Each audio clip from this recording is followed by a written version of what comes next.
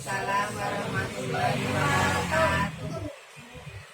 Selamat malam semuanya. Selamat malam. Sebelumnya, saya sangat berterima kasih atas kesediaannya Ibu dan adik-adik di sini untuk mendengarkan sharing saya mengenai struktur hadis yang merupakan penilaian untuk ujian akhir semester mata kuliah hadis Fakultas Tarbiyah dan Ilmu Keguruan IAIN Salatiga 2020. Nah, saya Vicky Safira akan memulai sharing discussion malam ini. Kira-kira udah pada siap belum? Siap. Sebelum kita masuk ke struktur hadis, terlebih dahulu saya ingin bertanya nih sama ibu atau adik-adik itu ada yang tahu contoh hadis nggak? Satu-satu aja. Kan udah familiar ya sama hadis-hadis yang sederhana gitu, boleh diungkapkan, dinyatakan. Oh iya, De Aisyah. Apa nih hadisnya?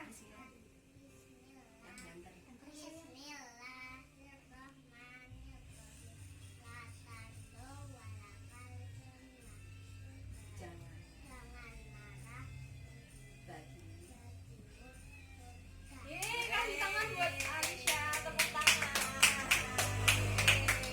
Nah, Bang Rami apa? Bang Rami? contohnya Bang Rami apa? Saya Bang baca. Rami. Bismillah. Bismillahirrahmanirrahim. Al-insanu makhluk khata wa nisyan. yang artinya Manusia itu tempatnya salah dan lupa. biar orang selalu maklum ya. Iya. Iya. Isa nama Bang Rami? Gimana?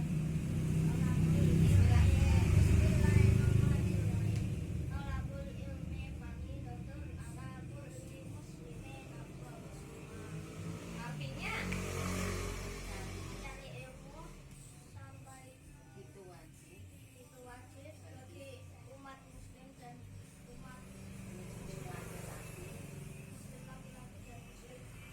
wah, Bang Isan juga hebat. Terima kasih ya semuanya. Sama-sama. Kita kan sebagai umat muslim itu udah familiar banget sama yang namanya hadis, dengan hadis ini, hadis tentang jangan marah kayak contohnya di Aisyah ya. Nah, sekarang saatnya nih kita kupas 3 struktur hadis. Nah, yang pertama ada sanad.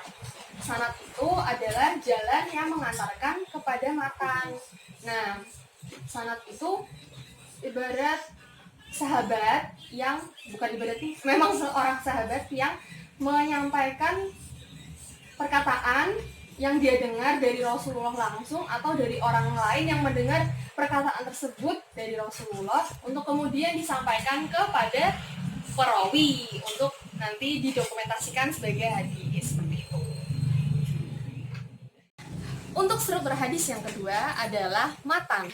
Matan sendiri ialah isi bahasa sederhananya itu isi atau materi dari suatu hadis. Biasanya hadis itu kan bertujuan untuk menyampaikan suatu larangan atau anjuran seperti itu. Yang biasanya cenderungnya anjuran atau larangan. Nah, matan itu setelah sanad. Jadi biasanya sanad itu misalkan dari Abi Hurairah radhiyallahu anhu berkata, aku pernah mendengar Rasulullah bersabda seperti itu. Nah, setelah kata Rasulullah bersabda itu adalah matan yang artinya isi dari hadis tersebut. Setelah matan ada yang namanya rawi. Nah, rawi ini merupakan orang yang meriwayatkan hadis. Nah, rawi ini tidak dipilih berdasarkan tidak dipilih sembarang orang ya. Tentunya akan ada syarat-syarat khusus untuk seorang rawi. Yang pertama pasti sehat, berakal, baligh, kemudian cerdas dan tidak mudah lupa. Ingatannya mesti jelas karena ingatannya mesti kuat karena dia akan mendengarkan suatu sabda Rasulullah yang tidak bisa didokumentasikan secara asal-asalan seperti itu. Nah, apa sih hubungan dari ketiga struktur ini, dari sanad, matan, dan rawi? Ketiga struktur ini merupakan syarat valid akan suatu hadis bisa dikatakan sebagai hadis yang sahih. hadis yang sahih itu yang kuat akarnya, yang bisa dipertanggungjawabkan karena adanya sanad, dan kemudian rawi yang sudah memenuhi kualifikasi seorang rawi.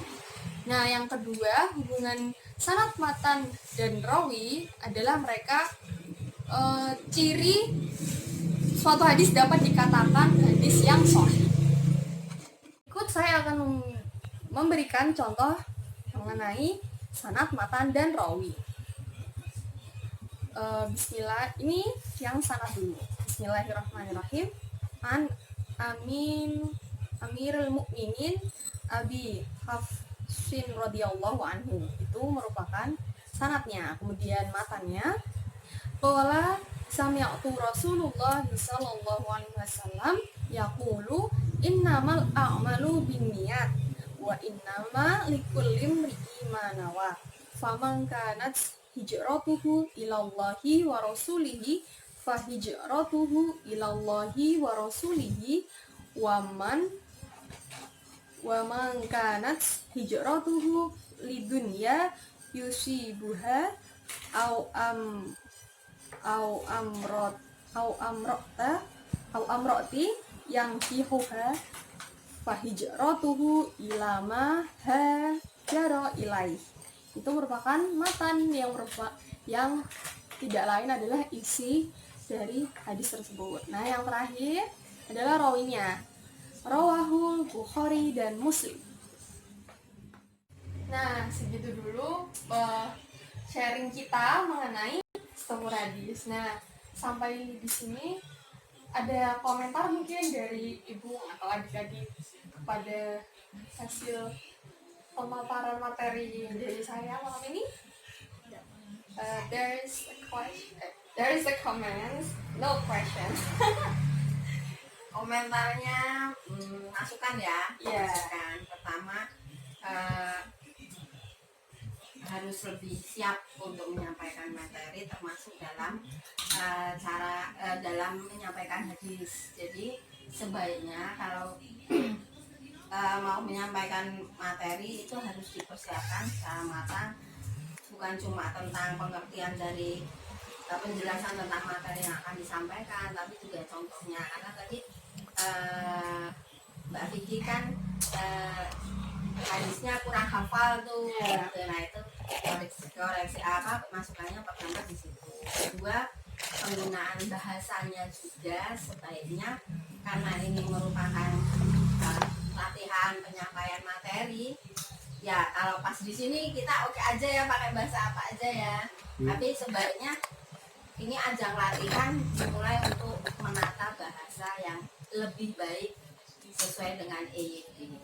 Terima kasih ya, Pak. Sama-sama. Ada lagi Gimana? Komen. Audiens yang pertama.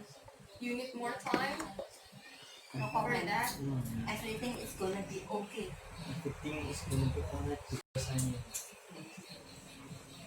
Oke, thank you terima kasih untuk masukannya dan perhatiannya dari ibu dan adik-adik, supportnya untuk berjalannya syuting malam ini. Alhamdulillah lancar, dan terima kasih banyak. Maaf kalau jika ada kesalahan atau kekurangan, kurang lebihnya mohon maaf. Wabillahi taufiq wal hidayah. Wassalamualaikum warahmatullahi wabarakatuh.